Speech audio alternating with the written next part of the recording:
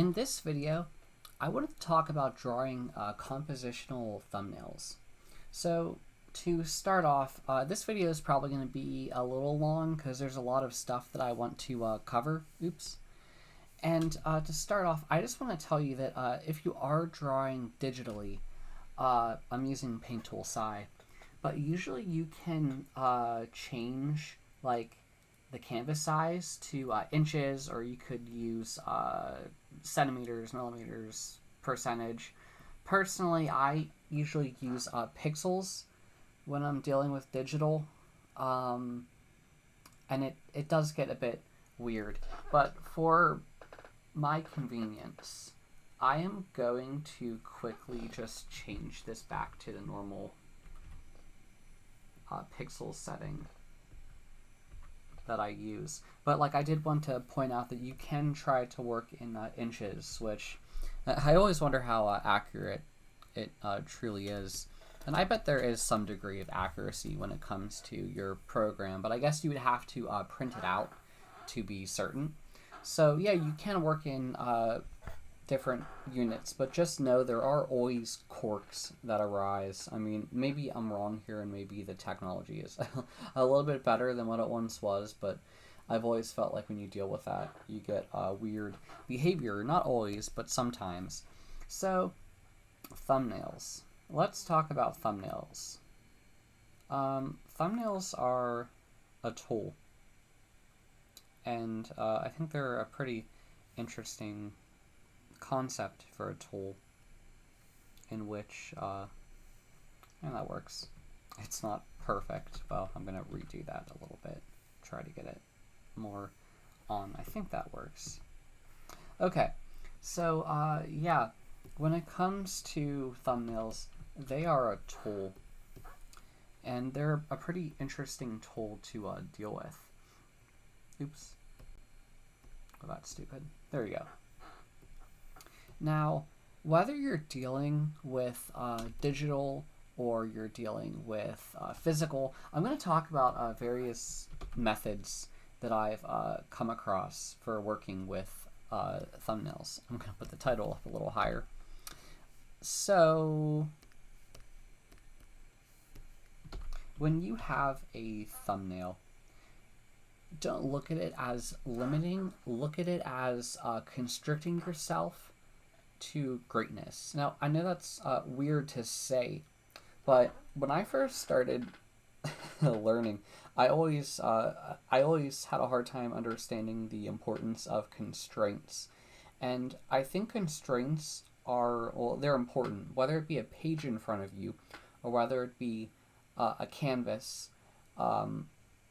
Learning to work with what you have is extremely important. Sometimes you may have to change what you have to a certain extent, but do know the important thing at the end of the day is getting practice in and doing any type of drawing that you can. So here we have a landscape. I guess you could call it like a landscape thumbnail. And to the right we have a perspective.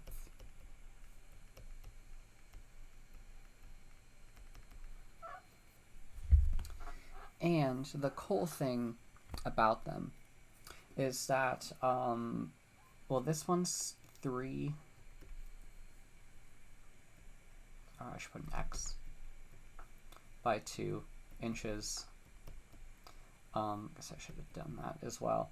I'm sorry that I'm working in inches for you other people who like to work with the metric system. Yeah, bad habit of mine. But oh well. Oh well.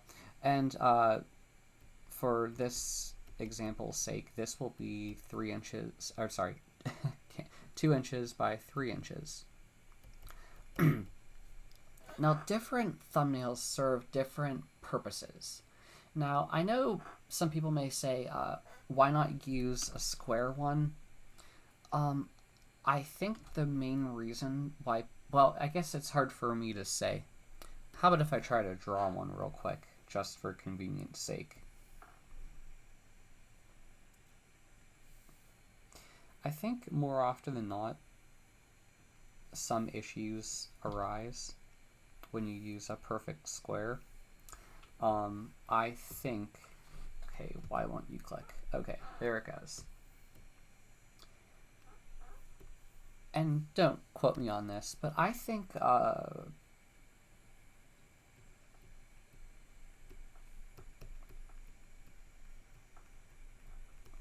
feel like more often than not, when you are like working in the real world, you either want something to be like a landscape thumbnail or a perspective thumbnail. Well, I guess because they serve different purposes. I know not everything could fit into both. I mean, when you hear landscape, I feel like you're going to think of landscape paintings.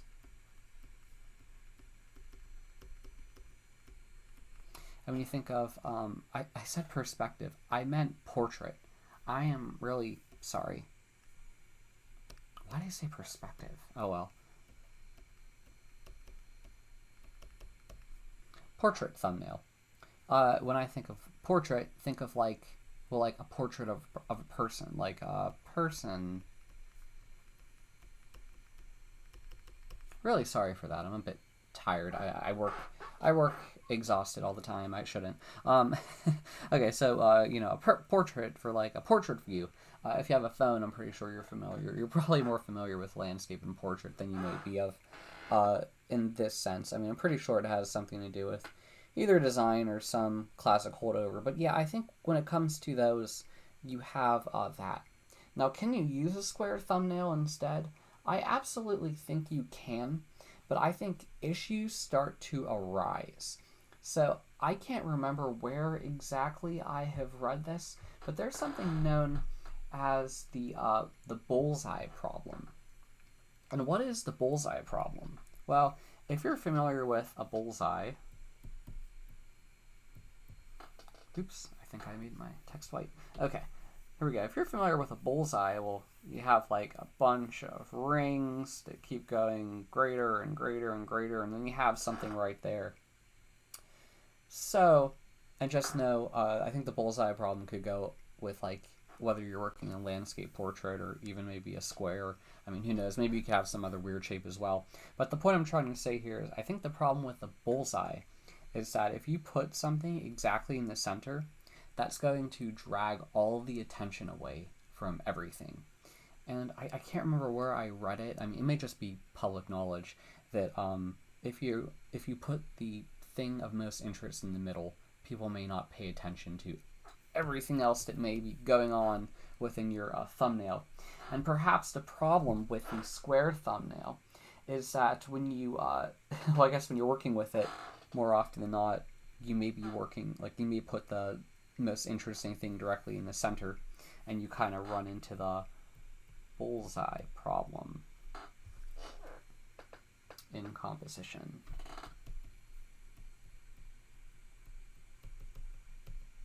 Now, not my question, but I mean, when it comes to landscape and portrait, you can make the same mistake. I mean, you could put the same thing in the center. So you could still do the same problem. You know, it's kind of up to you. Like, I mean, I guess you can get away working with the square thumbnail, and you can, you know, nothing says you have to put it exactly in the center. But I think when you have the square, you're more inclined to kind of work all around the center when you're working with like the perfect dimension. Like, let's just say this square is like 2 inches by 2, just for simplicity. Let's just roll with it. Okay, so why 2 by 3 or 3 by 2? Let's just ignore the square thumbnail for now. The reason why 3 by 2, I think it's a good standard to stick by, especially if you're dealing with physical. So the cool thing about physical, and I do recommend, I don't know what brand it is, but I couldn't find a 3 by 2 inch square edge, I think is what they would call it. But I think it was like a 2 by 4. Let me check real quick for you.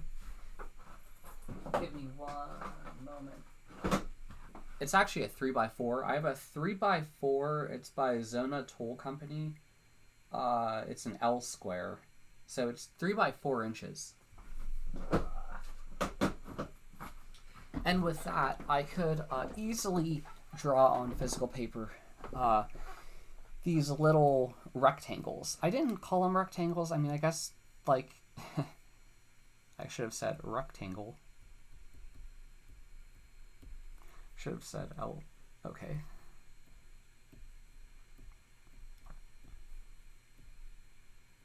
I'm not saying you need to go out and buy this or anything, but I'm just telling you, like, what I use for making physical thumbnails, like when I draw on paper.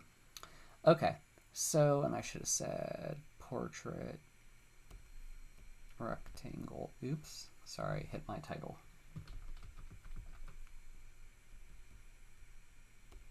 But, you know, these are both like rectangles compared to the perfect square. Alrighty.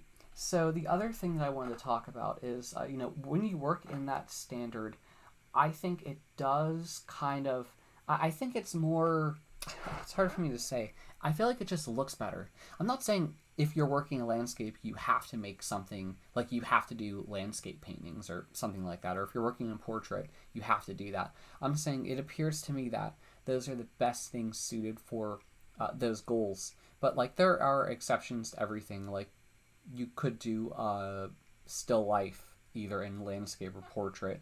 I mean, I know I'm not talking about square, but, you know, I feel like it's pretty standard that people tend to use either landscape or portrait. I mean, I have seen square things, but, you know. The other thing is there's a little thing called the golden ratio. Is it like 1.16 or 1.68? It's one of those. But the whole point, and I guess you can really fit it into anything, and I don't have a reference of it on me, but it's kind of like, I don't know, it's like something like that. Probably dead wrong. But it appears that to avoid the problem of the bullseye problem, instead of putting something directly in the middle, you would either put it like right here, or like right here. Basically anywhere but the middle. Like you wouldn't put the most interesting thing commonly referred to as the focal point. You wouldn't want the focal point in dead center. So the bullseye problem in composition is the focal point in dead center. And yeah, that's a bit of an issue. So I'm not saying, like, you could definitely have something in the middle, but it seems like a lot of people tend to avoid that because of the bullseye problem. Okay, so I also wanted to talk about padding. So for you web developers out there, if you're familiar, so padding. So whenever you're dealing with any of these thumbnails, a thumbnail, if I could say it, a thumbnail is like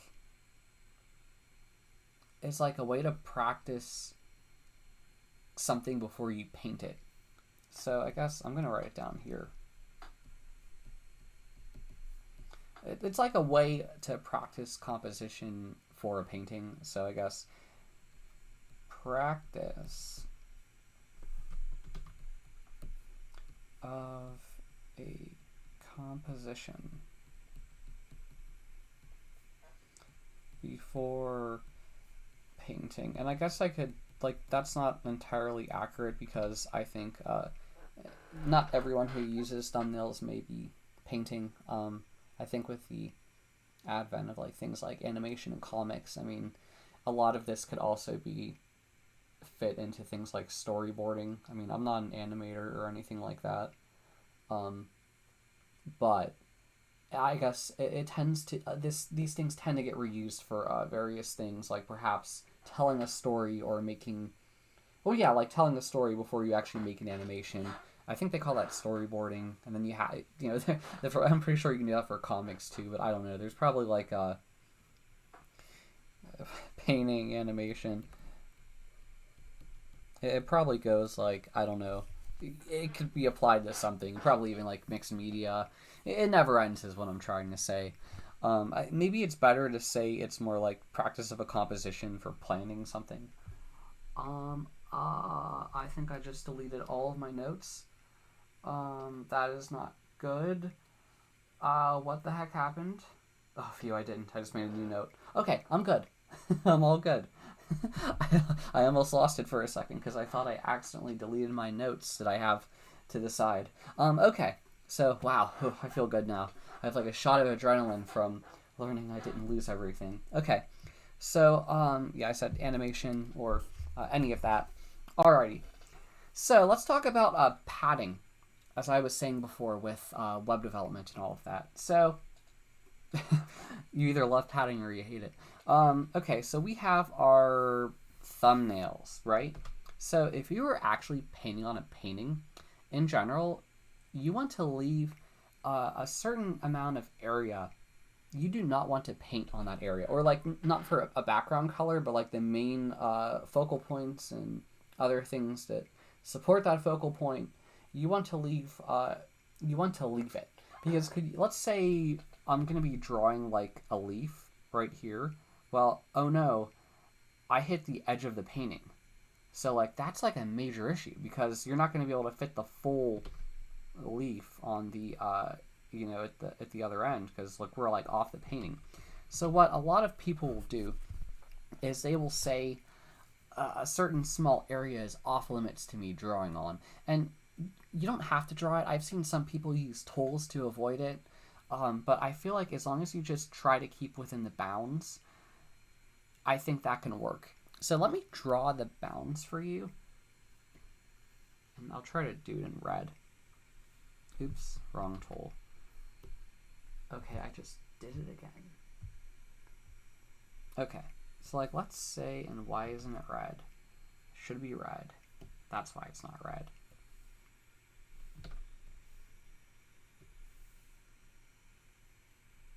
And this is a bit rough. But like I said, you don't have to worry about it too much. So don't worry, I'm going to do more with this.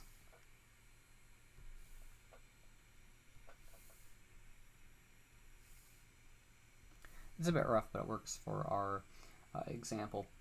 I'm pretty sure if I try to fill this in, it will not end well. I'm just going to scribble this area. So this area where the red line exists and all of this is our padding. So red equals padding.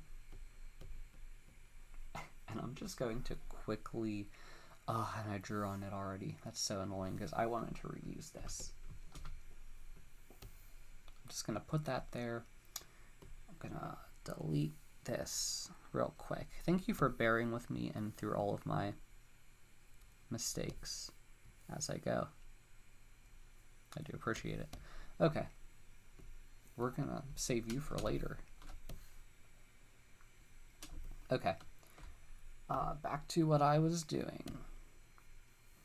So this area that like the red squiggly line, it's like an area that you should just be mindful of to not be drawing in at all when you're doing your thumbnail.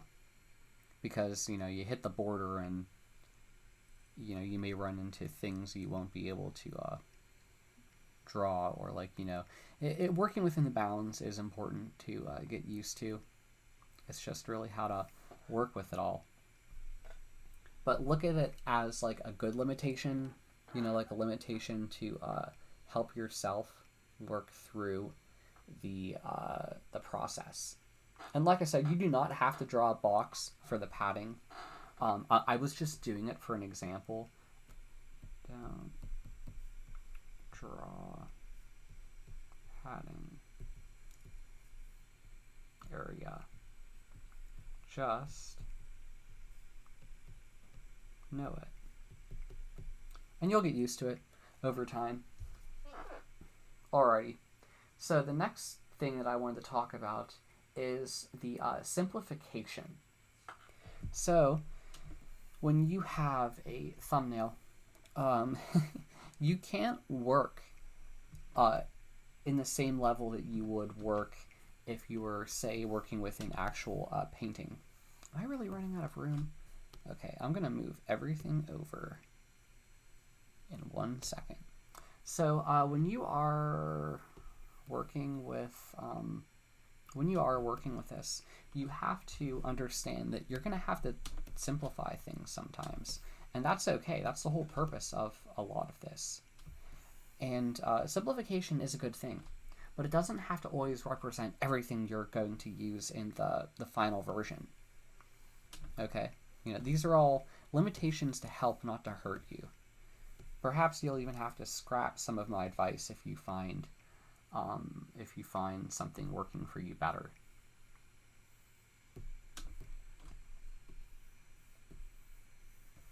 Sorry, I do a lot of moving this stuff around. Okay, so yeah, simplification. Simplification is extremely important because if you could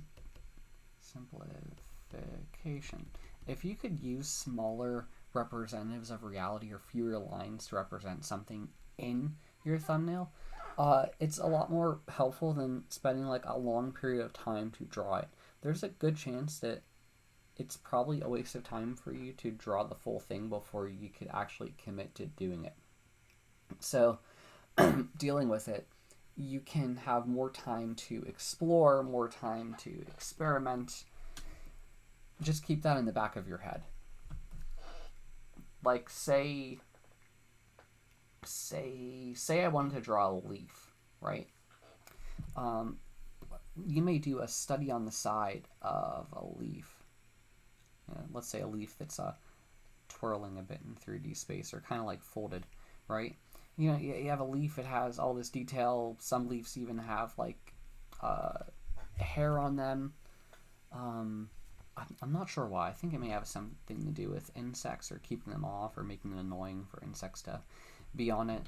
But yeah, you have a leaf with all of this detail and all of these things, and it's if you were to try to make a smaller version of it on a thumbnail, I mean, that could take a really, really, really long time, and that may not be a good use of your time. Now, I'm not saying you can't try to delve into a little detail, because a little detail may be important to your thumbnail. But what I am going to say is you may want to, one, you're going to have to simplify the scale because you're working with a 3" by 2" or a 2 by 3 thumbnail. But the important thing is that you can play around with compositions in a fast method rather than having to commit to something. Because if you already started on the final thing and you're working on it far and you don't like something, well, there's a chance you can't undo that. I mean, if you can't erase it, if you're not working in digital and you're not using a layer and you put it on the final layer or something like that, you're out of luck, my friend. So the other thing I want to tell you is, I've read articles on professional artists, and sometimes they will decide that they drew something on the painting. Some people might call that like an underdrawing before they actually do the painting, or an underpainting. Like they paint under it before they do a pre-painting before they actually commit to any more details, and they'll actually like paint over it again. So certain methods of today have like unveiled that the artists decide to change course on their composition when they were doing it. So, I mean, who knows if they thumbnail, they probably did some sort of practice, so don't beat yourself up if you do mess up.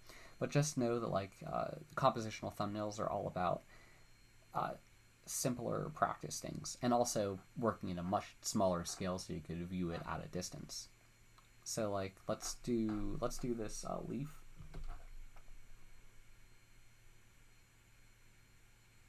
And you can tell this leaf is a lot smaller. Much, much smaller than what we were dealing with over here, and like without all the detail. I mean, you could try to add a little bit of detail. You could add less detail and maybe just try to work at it at a glance, but I think that kind of is fighting with the purpose of thumbnails and when you're trying to find a composition that you like with it. So there is a lot of experimentation you're going to have to do, but do know about the element of simplification and how it can help you when you're dealing with your thumbnails. And I just realized I didn't make another copy of my thumbnail. Pretty annoying, but oh well. So when you are dealing with compositions, do know that rules are meant to be broken. You don't have to follow every rule that I'm saying. Sometimes it may even be beneficial for you to disregard what I'm saying. But if you do look at any compositions from famous artists or anywhere, you'll know that like a lot of them want, or people will say effective artists capture attention and really drag you throughout the length of a painting. Like you don't just run into the bullseye problem that I mentioned over here, in which you just look at the center and nothing else gets looked at. But more often than not, they tend to hook, line, and sinker the viewer into viewing various parts in the thumbnail. Like you could have a star here and a triangle here, a circle here, and a square here. And you know, they do a good job at doing that, but like here everything's just kind of like all over the place. And because it's all over the place, you have to understand that sometimes there's more logic going on with it. So there's usually like a line that, or people will use some type of flowing line or multiple flowing lines to really drag the attention, or more often than not, multiple. So if you had a composition and we were disregarding the rules of using padding or disregarding the rules of, well, that wouldn't be a good way to say it. Let's say you have a bunch of stuff on a shelf, right? Well, if you have a bunch of stuff on a shelf, and it's like the line on the shelf is going directly through the middle of the painting, let's say you have a block or a square here, you have a ball here, a triangle here, you have a, what other shapes do I know of? Rectangle here, you have a thinner, you have like an ellipse here. I said triangle already. Let's do a can. A can there. And yeah, let's leave it at that. So we have all these shapes. The viewer's looking at this, and I feel like more often than not, they're going to look from left to right or right to left. That's a bit of a cultural dependency, I guess. But they're going to look at that, and look, they jumped off the painting. So it's a bit of a problem, isn't it? It may not be a problem. You may be able to use it to your advantage, but one, I ignored the padding rules. Two, I feel like the viewer isn't so attracted to really absorb more. And the other issue is they kind of end up jumping off the page because of the way the line goes. But if you had, say, a shelf and you were how do I say it? If you are trying to apply the like better laws of composition, and let's say you had, let's say you disregarded the bottom padding and you had something like this, right? Oh, let me do that again. If you had something more like that, and you had like a shelf with more things here and here and here. I really wish I kept those shapes from before, but if you have like a circle here, triangle here, square here, can here. Oh, I didn't do a cone. I'll do a cone. Let's do an upside down cone. Cone here. And on the next shelf, you had another cone,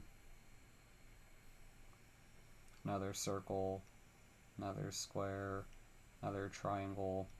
I can't think of other shapes. Ellipse. Let's do another square. Now let's do a rectangle, or a longer rectangle in a portrait view. Let's do another can. Let's do another circle, or sphere. Let's do another square. Let's do another triangle. Okay, so we used padding, or we are using it. Maybe I should have ignored those two areas, but we have that. And look, the viewer is like attracted to here and then there and then there. They're kind of like strung along throughout the thumbnail, or if they were from, say, another culture that reads from maybe right to left instead of left to right, they would go that way, and who knows, they may go that way again, but I would think more maybe the attention would maybe go like that. Probably not, but the point I'm trying to say here is do be wary of how culture differences may digest stuff, but perhaps that does not really apply to art so much. I mean, maybe it does. I wouldn't be surprised if there was some element. So I will say a rule: beware of left to right,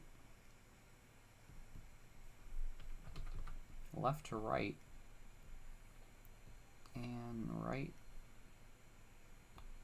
to, or I guess I should have made it like right to left.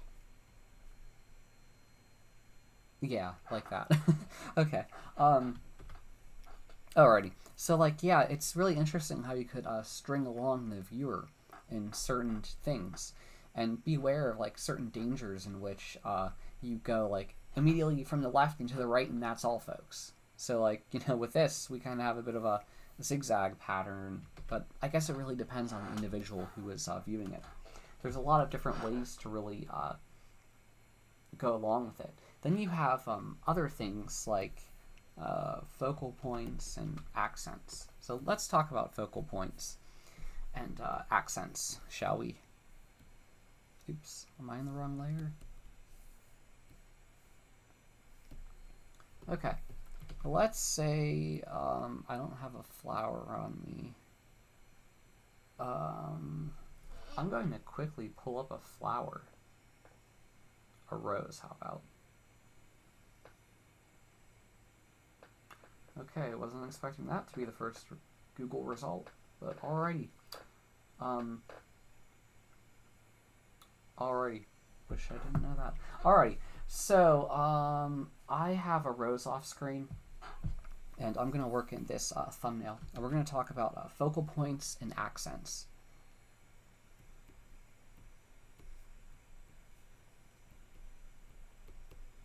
Alrighty. So, let me draw, and it's going to be a bit crude because I'm working with simplification as well.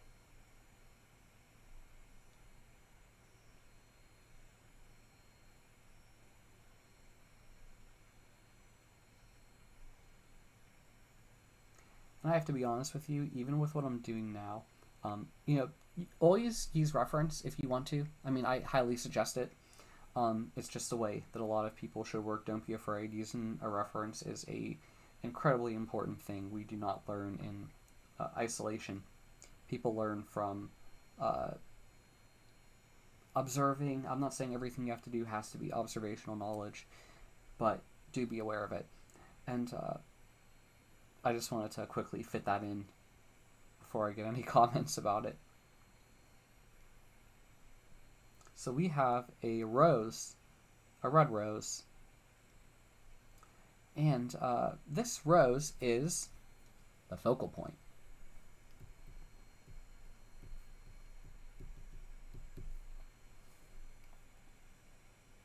That is the focal point of our painting. Also notice I didn't put it in the dead center, I put it a little bit to the left. So the focal point is like the main thing that's going to attract the viewer. Another thing that you should be aware of is warm versus cold colors. Warm colors apparently tend to, I mean, this makes sense, they tend to really drag all attention. So like they absorb everything, and it'll be like the first thing people may see because it sticks out the most, and people perceive it as being close to us. So like if you had a red versus a blue rose sitting both in the foreground, you'll probably run into that issue in which the red rose is probably going to drag more attention than the blue rose, because the blue rose is more of a cooler color.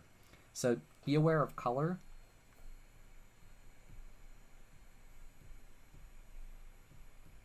Oops. Or beware of color theory. That's what I would say. That would be the more important thing. Okay, so we have a rose, and that is the focal point. Now say we have, like, a rose grows on a rose bush, and say a rose has leaves, right? Well, you could say that the leaves would be the accents. They support the focal point. They help, well, yeah, they help support the focal point. And they also, they could also lead you to looking at other things. Like, let's say in this painting I had, I wish I knew how to draw a tulip off the top of my head. Let's just say this is a tulip. And let's say this thing over here is maybe, well, not a good tulip. I really should be looking at reference, but I'm just going to quickly do it. Let's say this tulip is like another point of interest, or I don't know if it would be called the focal point, but it's another point of interest. And the accents could help you really bring the, like, help you understand, or like help bring the viewer's attention to something else within the thumbnail or in the composition. So do know that it's also important to have those accents as well. So I guess you could say accents, they support and bring the viewer along.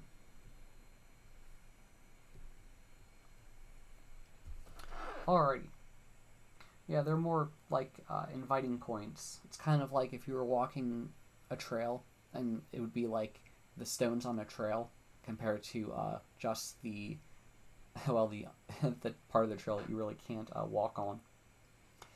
The other thing that I wanted to talk about is that when you finally finish a composition, there's a chance you may either like it or you may not like it.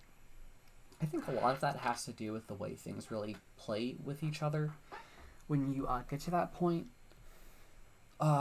people may refer to that as like the whole or the gestalt, because when you do get to that point, you end up having to experience everything at once, and sometimes you may have things that you don't like, or there may be things that you actually do like. But do know that the cool thing about thumbnailing is that you haven't committed 100% to everything, and you could just make more thumbnails, and you could also learn from your past mistakes. So like, thumbnails are an amazing learning tool.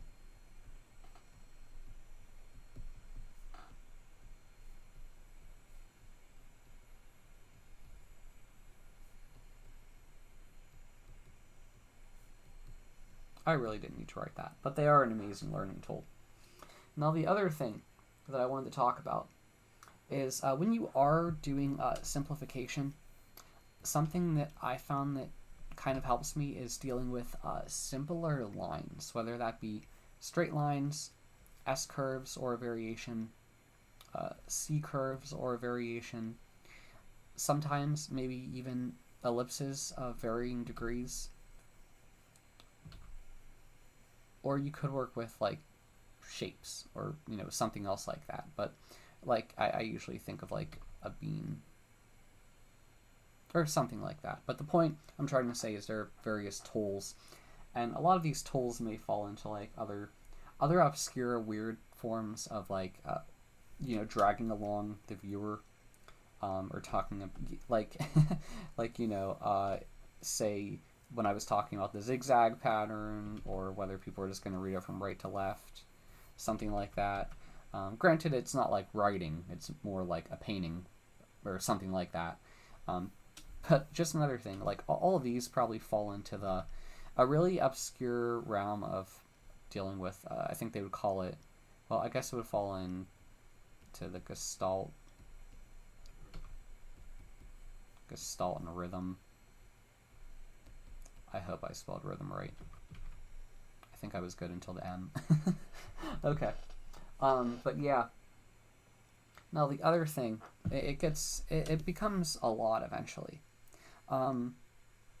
Dealing with like balance, like let me clone this leaf here. I can't remember where I have read it. Wrong thing. I'm on the wrong layer.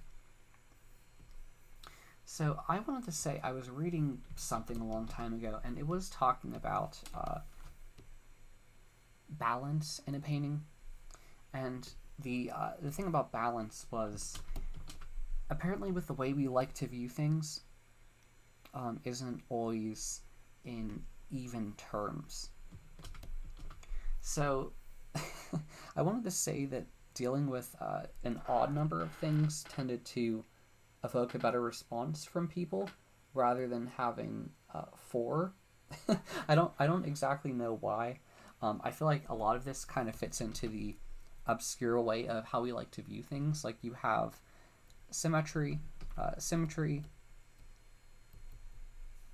versus asymmetry.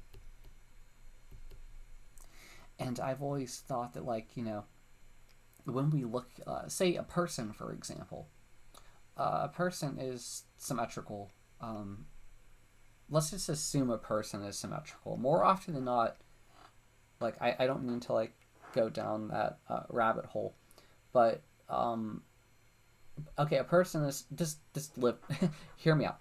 A person is symmetrical, but their individual parts are like not symmetrical. Like if you look at your hand, put your hand out in front of you. Your hand is not symmetrical. Like you don't have a thumb on both sides of your hand. I want to say there's probably someone out there with one, but the point I'm trying to say here is that you probably do not have a thumb, 2 thumbs on one hand. So you know, you have that asymmetrical thing, but you probably have 2 hands. I'm not trying to start a fight in the comments or anything like that, but just hear me out, okay? So you have that asymmetrical aspect, but the symmetrical aspect. It's very weird. Even if you look at, like, say your leg, you know, your leg isn't symmetrical. It's more like asymmetrical. So I always wondered if there's like more of a deeper instinctual aspect to it. I'm pretty sure there is.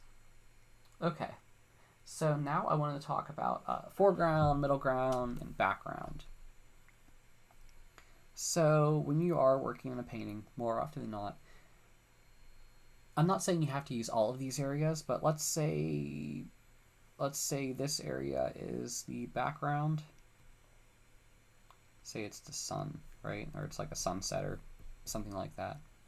That is the background. Then you have the middle ground. Let's just say it's like waves. Something like that.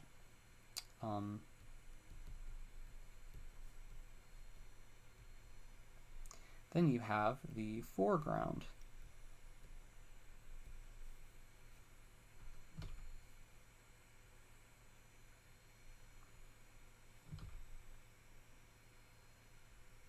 And you have a boat in the foreground.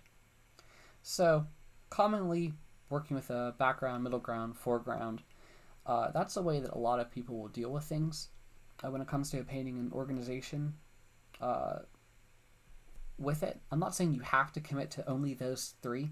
I always thought that you may want to have like something in front of the boat. Maybe you have like a whale. Maybe like there's like a whale. So like you have 2 elements in the foreground. Like all of this fits into the foreground, but I guess you could really think of it as like a continuous array of things, right? So think of it like that. So I guess you could also say like an array of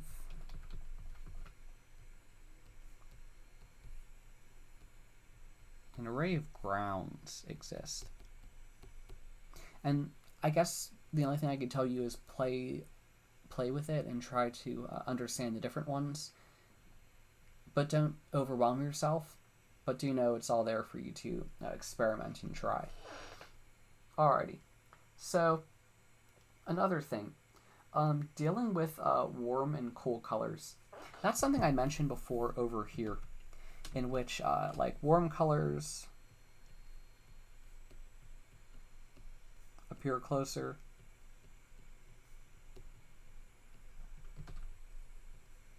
Cool colors appear farther away. I'm pretty sure there are always exceptions to this, but like I think that you should be aware of color theory. I feel like when you are doing compositional things, like if you actually do a painting, you may be a bit disappointed to find out that in this instance, like you may have some of that flow. So I said before, be aware of color theory. You can try to maybe, I guess you could try to add color to your thumbnail, but perhaps if you do get to that point, maybe find a way to make a couple copies of your thumbnail. You could even try to maybe even paint it. I think that would be an interesting use case. I feel like if you're working with digital, it's a lot more convenient to do that. The other thing that you can do is, I would say, adding notes. So, I only talked about drawing, various aspects in the thing, but nothing, because this is like a composition and this isn't like a finished painting or whatnot, you could write notes within your thumbnail. Nothing is saying you can't write notes within the padding area. You definitely can do that. I'm sorry, I just wanted to draw these labels real quick to the padding. Okay, but yeah, you definitely could say like a red rose, and you could say a green leaf, and you could say like a yellow tulip. And I know there's nothing is all red, nothing is all yellow, nothing is all green. There are always like various shades when it comes to the actual thing, but I'm just trying to give a simple example that like use text as notes within a, I guess I would say this is like optional, but it can be extremely helpful if you are trying to find something that works for your case. So yeah, don't be afraid of that. You could always be learning. I think it can help you a lot. Just don't try to get stuck into thinking you can't, because trying to hold all of that in your head could be bad. As they say, the pen is mightier than the sword, because it serves as a visual reminder to yourself for how to handle certain things. Alrighty, so the last thing that I wanted to talk about is, I guess it kind of falls into the gestalt. If you do a lot of iterations of various things, do know that you may want to cut out or maybe view all of your thumbnails side by side to make further decisions. Nothing says that you have to commit to exactly one thumbnail. The whole thumbnail is about iteration. That's really how I look at it. I look at thumbnails as a form of iteration.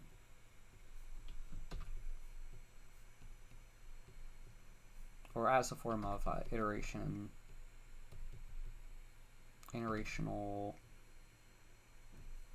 learning. And I feel like when you do thumbnailing, it is a lot more helpful than if you were to make a whole bunch of finished pieces and try to pick one of your finished pieces to use. Like, I feel like this is a much smarter way to try to handle drawing compositional thumbnails than, spending all that time when you could have been working smarter and not harder. I'm not saying don't work hard. Definitely work hard. But just know, like, I'd say, work hard at thumbnails so you don't have to work hard at the final thing. I hope you understand. I'm not saying be lazy. I always like to say draw like hell, as difficult as it can be. Now the other thing, if you are working with digital, you could always work, if you look where my mouse is over to the right, you can work with multiple layers in digital, which makes it really convenient. Personally, I'm going to be working with physical, and the other thing to be aware when it comes to working with physical is the paper that you're using. Now, there are different types of paper. There's paper that's acid-free, and there's paper that's not acid-free. And this is going to sound really funny. I've actually had paper yellow on me. Just, it had acid in it, and I didn't know, and I was totally weirded out of the fading of it. And it also curled, and I was like, what the heck is going on with this paper? So they do make acid-free paper, but you usually have to buy it in a roll, and it's usually a bit thicker. I feel like stuff like that can be really good for working with, as because it's acid-free, it lasts a lot longer. So perhaps you are referencing your final thumbnail when you're doing a painting or a final painting or something else like that. Do be aware. I'll write that in this corner. Beware of non-acid-free paper. But yeah, if you were working with physical, you're probably going to want a pair of scissors as well. Let me try to draw a pair of scissors.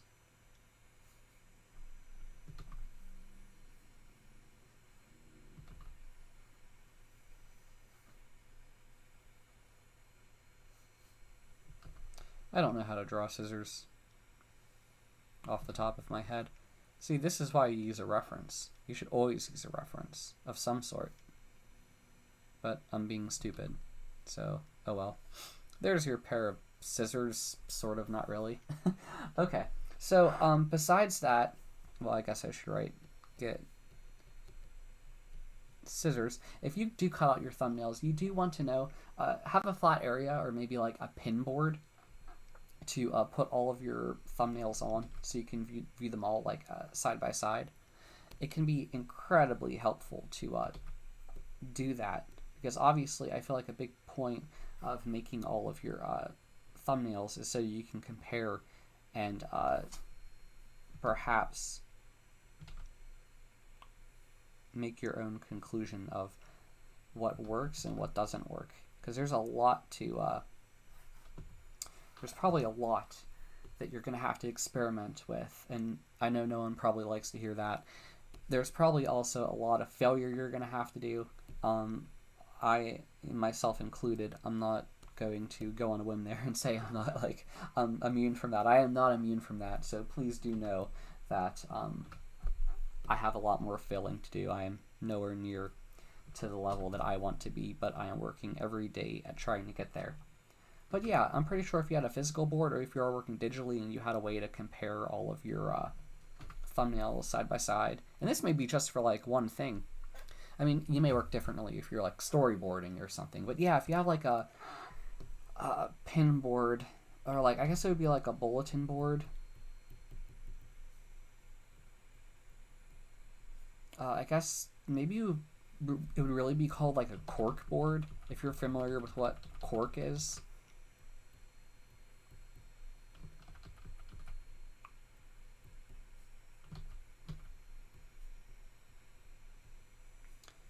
And pins. You probably would need pins in this case. I mean, if you want to, you probably can you can lay it flat on the floor too.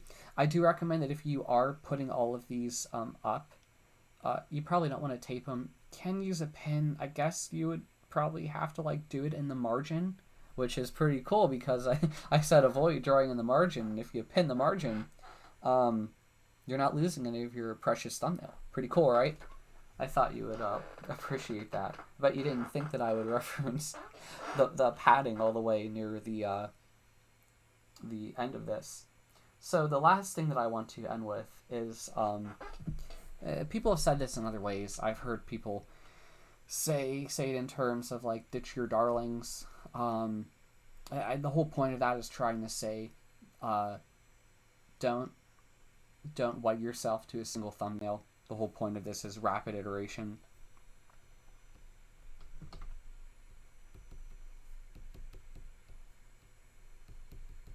So do know the whole point is to experiment, make money thumbnails, come closer to your artistic vision. So do know it's about your artistic vision. And do a lot of them, do a lot of practice, draw like hell, and you just have to understand that it may take long periods of time for you to make various thumbnails, and you're probably going to make mistakes, and you're probably going to end up swearing at those mistakes, but it is just a part of the process, and probably all throughout your life, a mistake will find its way in there. You know, if the great artists have made different decisions in their underdrawing or underpainting before they made a final thing, I'm pretty sure that we are all going to run into something like that. So yeah, I guess the only other thing that I would say, if you are using digital, I have an application called Thumbtastic. It's free. You could get it on my website. I'll put a link in the description for it. But if you do end up drawing a bunch of various thumbnails, you could, like, if you save them all to a folder, you could view them all on your computer using that application. It's free, no strings attached. But yeah, those are the major things I wanted to talk about. I'm really happy to make this video. I've been thinking about it for a while. I may have to touch upon it again in one form or another. If you do have a question, please ask in the comments. Please do know that it's probably hard for me to cover everything under the sun when it comes to drawing compositional thumbnails, just because I lack the sheer amount of experience of actually doing.